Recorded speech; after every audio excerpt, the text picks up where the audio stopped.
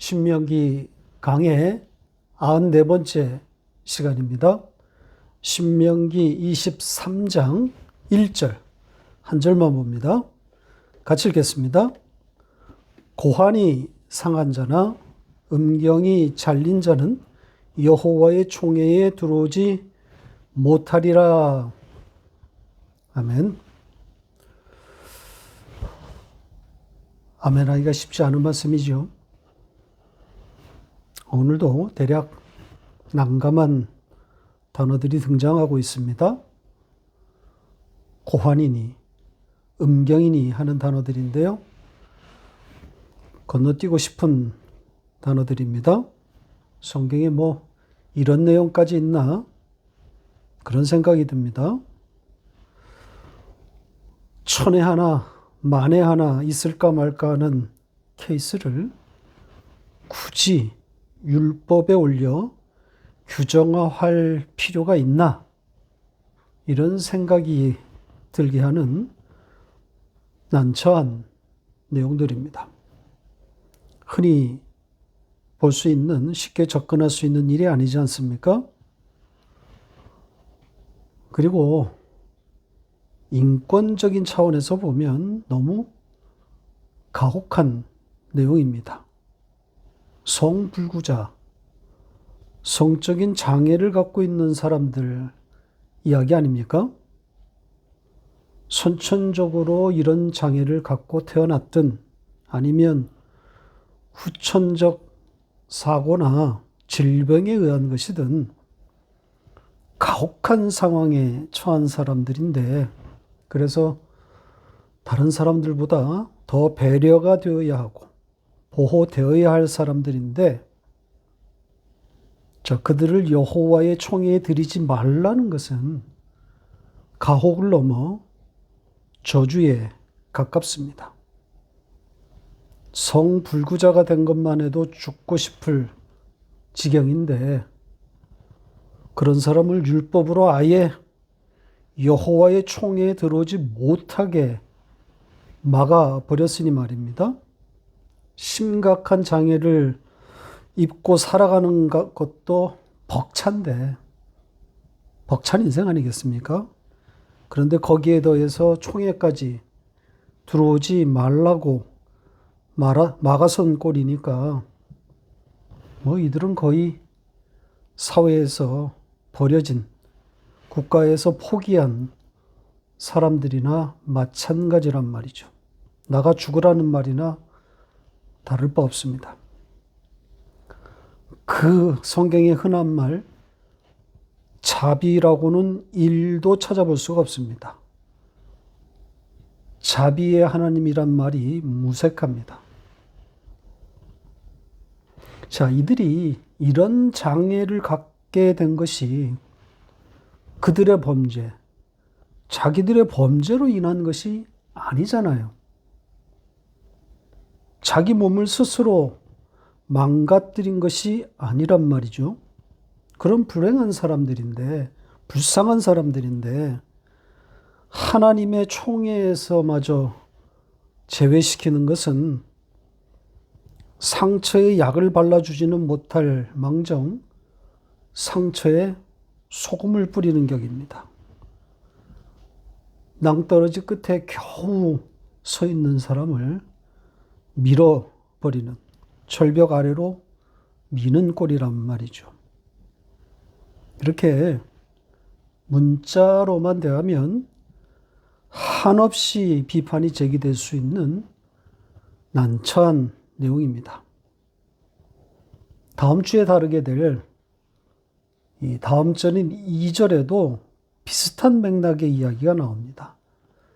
사생자, 고아 역시 여호와의 총회에 들어오지 못하게 하고 있습니다. 사생아, 고아 아닙니까? 대표적인 사회적 약자 아닙니까? 다음 주에 자세히 다루겠지만 성경 자체에서 충돌이 있는 주제입니다. 고아와 과부에 대한 배려를 말하고 있는 말씀들과 정면으로 충돌하고 있단 말이죠. 자, 아무튼 성불구자, 사생자, 이런 사회적 약자에 대한 지독하고 가혹한 내용들의 연속입니다.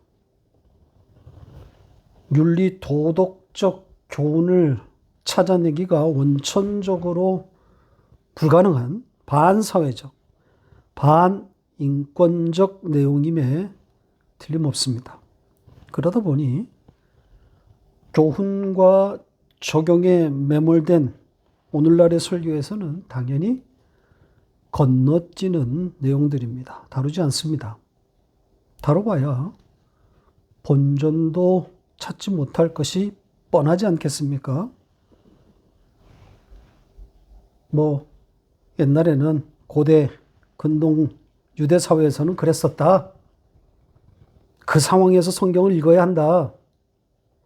오늘날의 하나님은 그런 분이 아니다. 이런 식의 이야기를 해야 되는데, 그런 논리를 전개해야 되는데, 설교자로서 미연이 서지 않는단 말이죠.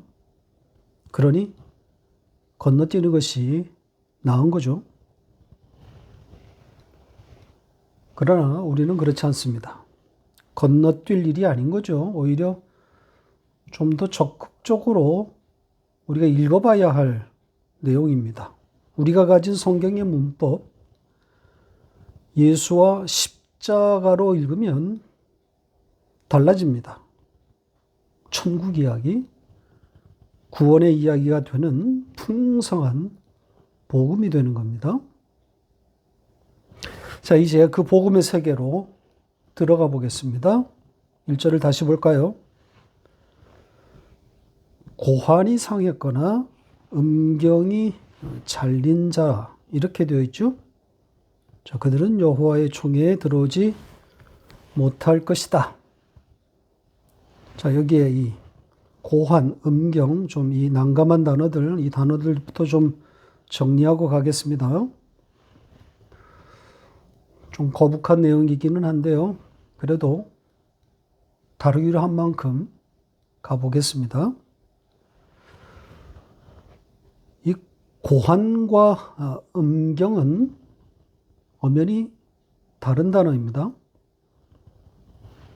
고환은 보통 남자의 생식기 중에 정자를 담고 있는 씨주머니를 말하는 것이고, 음경은 그 고환과 연결되어서 그 씨를, 그 정자를 배출하는 고환 앞에 위치한 긴 배출 통로를 주로 일컫습니다. 그림으로 설명하면 쉽게 알 수 있을 텐데 그건 생략하겠습니다. 아무튼 고환과 음경은 다른 말입니다. 우리 성경도 그렇게 사용한 것으로 보입니다. 그런데 원문에는 고환과 음경 이렇게 나누어져 있지 않습니다. 두 단어로 나누어져 있지 않고 한 단어입니다. 명사 하나만 등장합니다. 그러니까 그것이 상했거나 다쳤거나 혹은 잘렸거나 이렇게 되어 있는 거죠. 샤페카라는 단어인데요. 이 단어가 좀 어려운 단어입니다.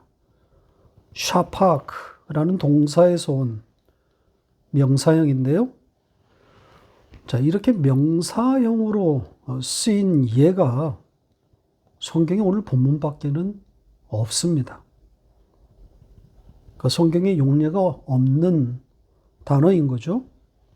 동사로서는 꽤 넓게 사용되었지만 명사로는 딱 한 번 여기에만 등장한 겁니다.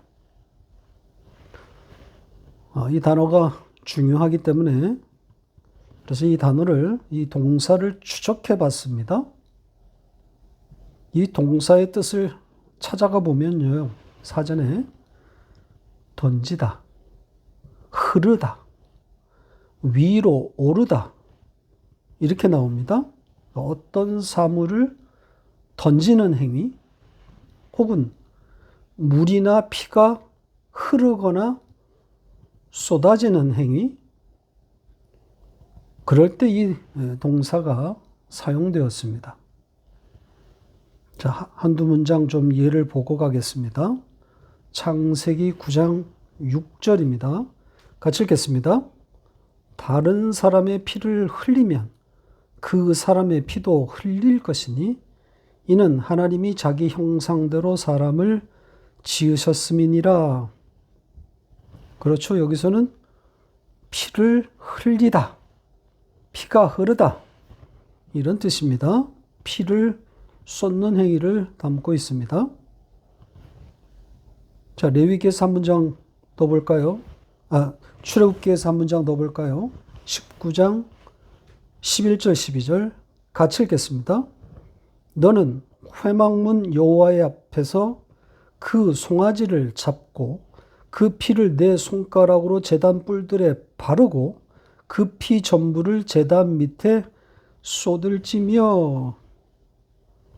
제사장 위임식 때 그때 행하는 제사에 대한 말씀인데요. 자, 여기서도 제물의 피를 쏟는 행위, 그 피를 쏟는 행위에 이 동사가 사용되었습니다.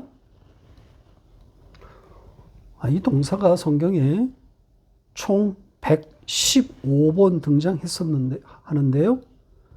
대부분 피를 쏟는 것과 관련된 것을 확인할 수 있었습니다. 115번 모두 그런 뜻은 아니지만 제가 확인한 바로는 약 한 7, 80%가 피와 관련되어 있었습니다.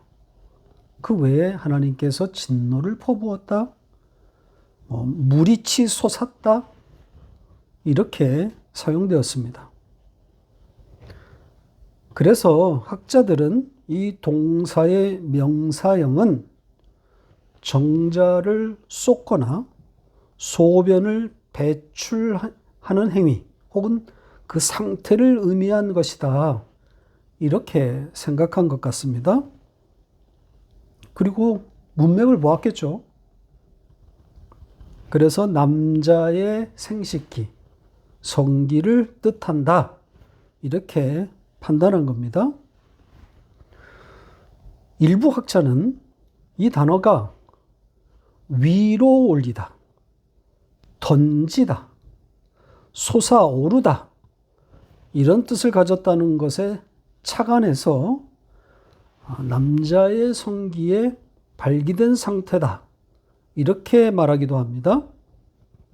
그러니까 오늘 본문 말씀의 내용은 발기가 되지 않는 자, 그것이 부러진 자, 혹은 잘린 자 이런 거라는 거죠. 저는 후자의 해석이 좀 더 설득력 있게 다가왔습니다. 아무튼 이 샤프카에서 온 이 샤페카라는 명사가 남자의 생식기일 것이라고 하는 데에는 대부분 동의하고 있습니다. 따라서 오늘 본문 말씀은 이 남자의 생식기에 문제가 생겼음을 말하고 있는 건데요.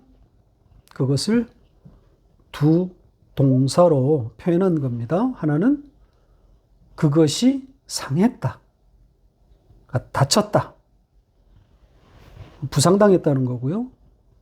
또 한 동사는 그것이 잘렸다, 부러졌다, 망가졌다는 겁니다.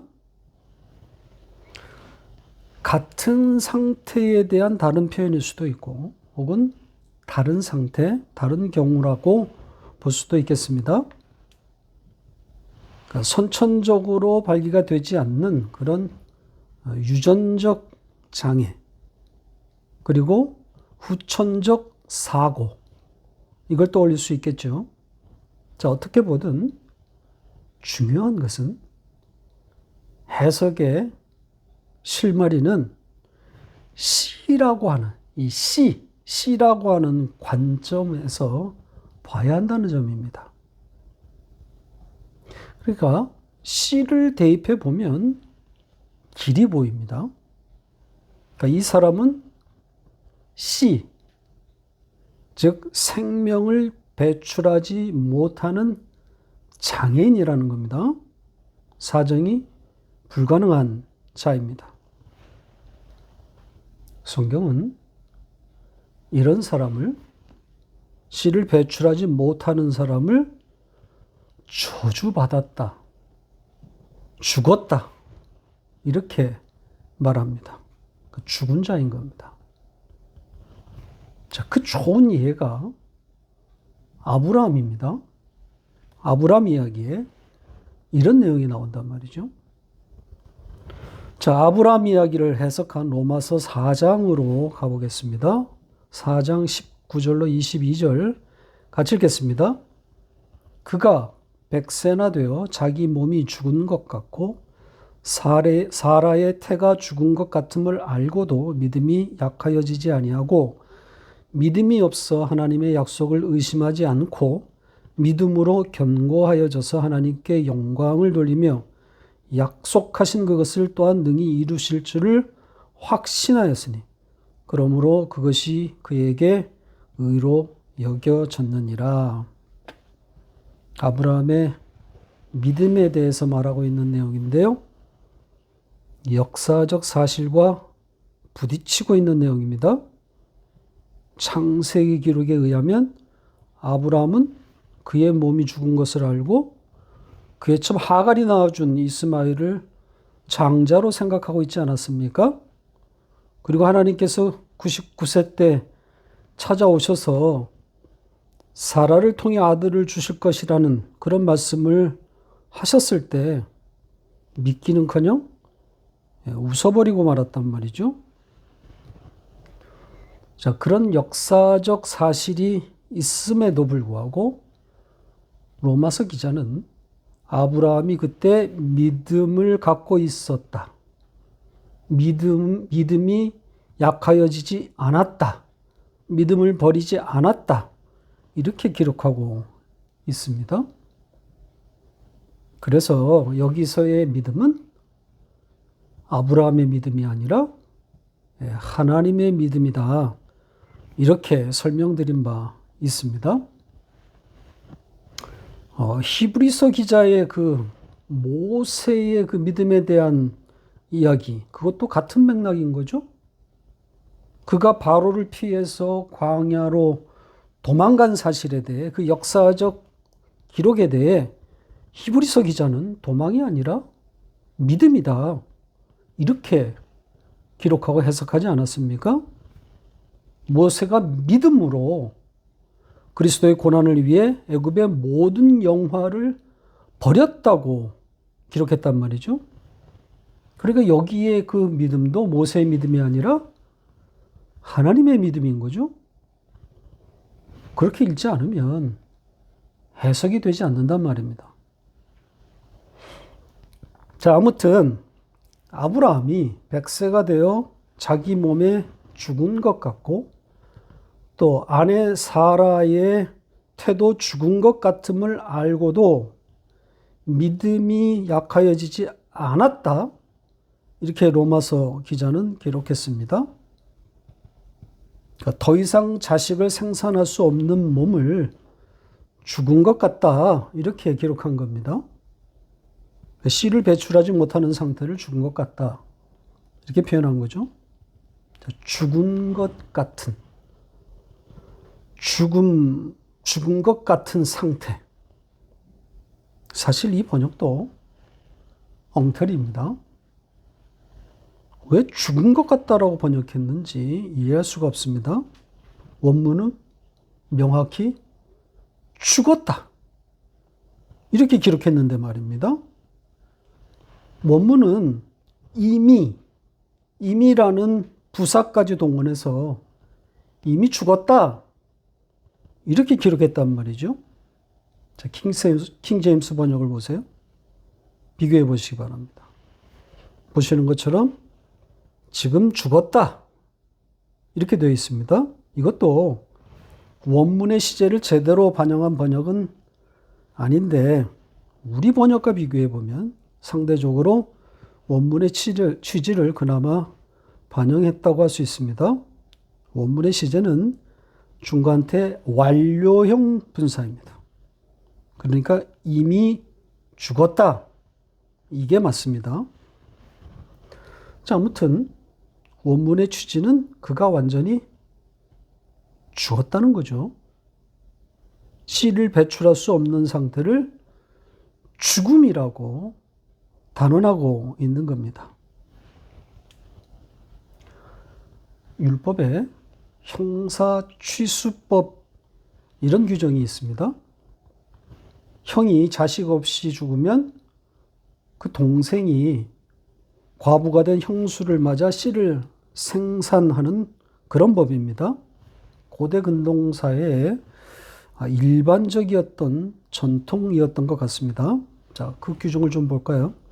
신명기 25장 5절 6절 같이 읽겠습니다. 형제들이 함께 사는데 그중 하나가 죽고 아들이 없거든 그 죽은 자의 아내는 나가서 타인에게 시집가지 말 것이요 그의 남편의 형제가 그에게로 들어가서 그를 맞이하여 아내로 삼아 그의 남편의 형제된 의무를 그에게 다 행할 것이요 그 여인이 낳은 첫 아들이 그 죽은 형제의 이름을 잊게 하여 그 이름이 이스라엘 중에서 끊어지지 않게 할 것이니라. 그렇죠? 형이 동생의 아내를 통해서 형의 씨를 생산케 하는 그 이름을 잇는 그런 규정입니다. 씨를 얻기 위해서, 즉 대를 잇기 위해서 한 여인의 인권을 심각하게 제한하는 혹은 훼손하고 있는 전근대적 악법이라고 할 수 있는 규정입니다. 문자적으로 대하면 당연히 악법이고 반인권적인 규정입니다. 땅의 이야기로 읽으면 당연 그렇습니다. 그럼 우리는 성경을 그렇게 읽지 않죠. 위의 이야기로, 하늘 이야기로 대한단 말입니다. 상징으로 있습니다.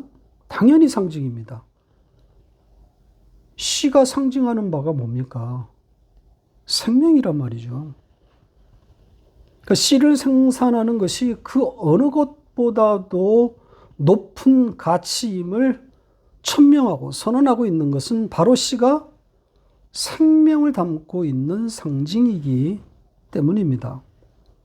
아브라함이 씨를 배출하지 못하는 상태를 죽은 것이다, 이미 죽었다 이렇게 표현하는 것은 생명 없음, 구원 없음을 상징적으로 표현한 겁니다. 하나님 없음이란 말이죠. 최근 설교들에서 이런 성적인 이야기를 다루다 보니 씨에 대한 이야기를 많이 해오지 않았습니까? 성경이 씨에 대해서 얼마나 무게 있게 다루고 있는지를 우리는 잘 알고 있습니다. 씨를 함부로 배출했다가 저주를 받고 죽임당한 유다의 아들, 그리고 그 씨를 받아내기 위해서 시아버지에게 자기의 몸을 던진 다말의 이야기, 이 폐륜적인 이 에피소드가 왜 복음인지를 몇 번이나 소개해드린 바 있지 않았습니까? 바로 이 흐름, 이 시각에서 오늘 본문을 대해야 하는 겁니다. 씨의 이야기로 접근해야 시원하게 해석이 풀립니다. 그렇지 않으면 피해가고 싶은 난감한 말씀일 뿐이란 말이죠. 특히 이런 상황, 성적 불구, 성 기능 장애, 성 장애의 문제를 안고 있는 분들에게는 더욱 그럴 겁니다. 성경에 기피할 말씀이 있다는 거, 그럴 수 없는 거죠. 그런 식으로 하면 성경이 난도질 당하게 되는 겁니다. 자기가 처한 상황을 가지고 성경을 문자적으로 대입하다 보면 나만의 성경이 있겠어요? 이것은 이래서 안 되고 저것은 저래서 피해야 하고 그러다 보면 남을 것이 없어요. 성경에 이런 말씀도 있어요. 보세요. 레위기 21장 17절로 21절 같이 읽겠습니다. 아론에게 말하여 이르라. 누구든지 너희 자손 중 대대로 육체에 흠이 있는 자는 그 하나님의 음식을 드리려고 가까이 오지 못할 것이니라. 누구든지 흠이 있는 자는 가까이 하지 못할지니 곧 맹인이나 다리 저는 자나 코가 불안한 자나 지체가 더한 자나 발 부러진 자나 손 부러진 자나 등 굽은 자나 키 못 자란 자나 눈에 맥박이 있는 자나 습진이나 버짐이 있는 자나 고환상한 자나 제사장 아론의 자손 중에 흠이 있는 자는 나와 여호와께 화제를 드리지 못할지니 그는 흠이 있은즉 나와서 그의 하나님께 음식을 드리지 못하느니라. 오늘 본문과 맥을 같이 하고 있는 내용인데요. 성불구자 외에 모든 이 지체 장애인들을 폄하하고 있는 내용들로 가득합니다. 육체에 하자가 있는 인생은 하나님께 제사할 수 없다는 취지입니다. 장애인들이 이런 말씀을 읽고 싶겠습니까? 심해도 너무 심하지 않습니까? 역사적으로 교회들이 이런 류의 말씀들을 문자적으로 읽고 장애인들을 폄하했었지 않았습니까? 제가 어렸을 때만 해도 장애인들이 교회에 오기 참 어려웠습니다. 교회 생활하기 거의 불가능했습니다. 교회 밖 사회 분위기도 그러했을 뿐 아니라 교회는 그것보다 더하면 더했지. 하나님의 저주를 받은 것이다. 집에 장애인 있으면 이런 따가운 눈총을 받았단 말이죠. 장애인이라고도 부르지 않았습니다. 다 병신이라고 불렀습니다. 지금도 교회 주변에 남아있는 백인 우월 사상 같은 이런 류의 이야기도 같은 맥락 아니겠습니까? 성경을 잘못 읽고 있는 대가를 치르고 있는 겁니다. 함의 자손은 셈과 야벳의 종이 될 것이라고 하는 그 문자의 영향 아래에 있는 것 아니겠습니까? 지금 트럼프가 외치고 있는 이 마가 프로젝트가 바로 그런 겁니다. 그는 하나님을 믿지 않는 사람입니다. 하나님의 이름을 들먹이고 있지만 기독교를 이용하고 있는 겁니다. 자기의 정치적 욕망을 위해서 교회를 이용하고 있는 거죠.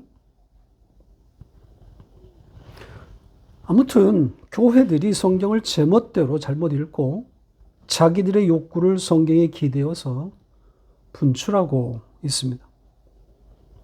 특히 성경의 상징을 이해하지 못하고 문자로만 읽는 것이 문제입니다. 하늘 이야기, 예수와 십자가로 읽어야 할 구원의 이야기를 문자적으로밖에 읽지 못하고 그래서 땅 아래 이야기로 떨어뜨리고 있는 거죠. 오늘 본문 말씀도 그렇고 조금 전에 소개해드린 레위기 21장도 그렇고 그 외에 온갖 폐륜과 그리고 비윤리적 이야기들 모두 땅 아래 이야기를 하고 있는 것이 아닙니다. 계시가 없으면 계시의 영이 없으면 아랫 이야기로 읽을 수밖에 없는 그럴 수밖에 없는 처지기는 하지만 우리 택한 백성 그래서 눈이 열린 계시의 영을 가진 그런 하나님의 백성들은 상징을 이해하고 위의 이야기로 하늘 이야기로 읽어야 하는 것 아니겠습니까? 따라서 오늘 말씀, 씨를 배출할 수 없는 성불구자는 여호와의 총회에 들어갈 수 없다는 이 말씀도 죽은 자는, 생명이 없는 자는 하나님 나라에 들어갈 수 없다는 그 위의 이야기로 우리가 읽을 수 있어야 하는 겁니다. 위의 이야기를 하고 있는 거란 말이죠. 그러니까 씨를 배출할 수 없는 자가 생명 없음인 것처럼, 그것을 상징하고 있는 것처럼 그 뒤에 나온 여호와의 총회에 들어갈 수 없다고 하는 그 여호와의 총회 역시 천국, 하나님 나라를 상징하고 있는 거죠. 문자적으로는 이스라엘 백성들이 모세 영도 아래 하나님의 장막에 모여서 제사하는 것을 말하는 것이지만 문자적으로는 그렇죠. 그 장막에서의 제사, 그 총회가 상징하는 바는 왜? 하나님 나라, 천국이란 말입니다. 그러니까 씨를 가진 자만이 하나님 나라에 들어간다. 하나님의 백성이다. 이런 의미를 담아놓은 겁니다. 예수와 십자가로 성경 읽기, 바로 이 우리가 가진 성경의 문법을 알면 어렵지 않게 이 해석에 도달할 수 있습니다. 아, 예수라는 그 씨에 대한 이야기구나. 그 예수라는 그 씨를 통해, 그 생명을 통해 하나님 나라에 입성한다는 이야기구나. 예수 그리스도로 말미암아 하나님의 나라가 온다는 그 이야기를 하는 거구나. 이렇게 되는 거죠. 여호와의 총회, 이 표현에 대해서는 긴 설명이 필요하지 않을 것 같습니다.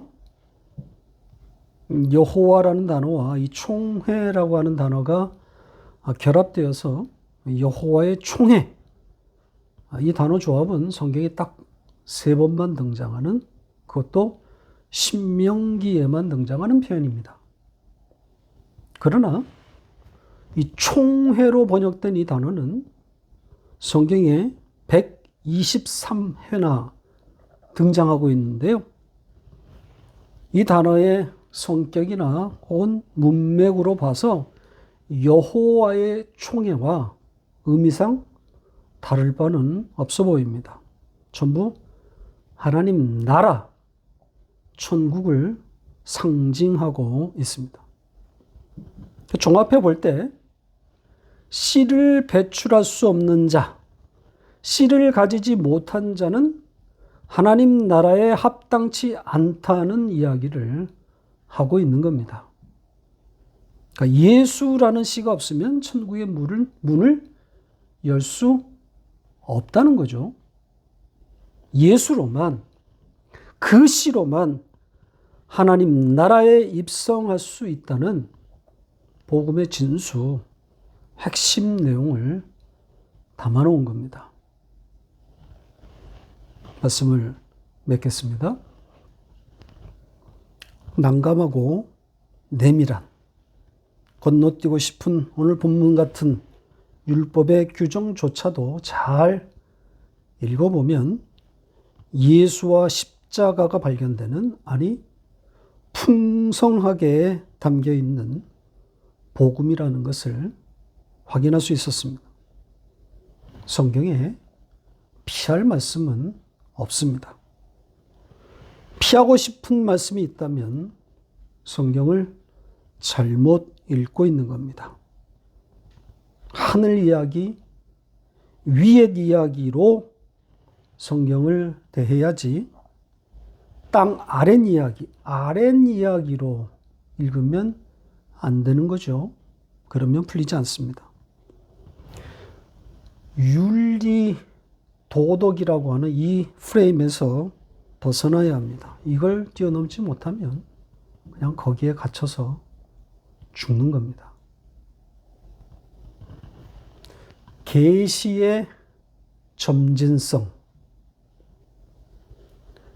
제가 신학교 시절 이 표현을 처음 듣고 박수를 쳤던 그 모습이 아른거렸습니다. 너무나 신박했고 신선했었던 표현인데, 그래서 거기에 매몰되어서 성경을 제대로 읽지 못했었던 큰 장애물이기도 했었습니다. 세대주의의 사상적 토대라고 할 수 있는 이 계시의 점진성. 구약에서는 힘이 하나 시대가 흘러감에 따라 복음이 뚜렷하게 나타난다는 이 주장.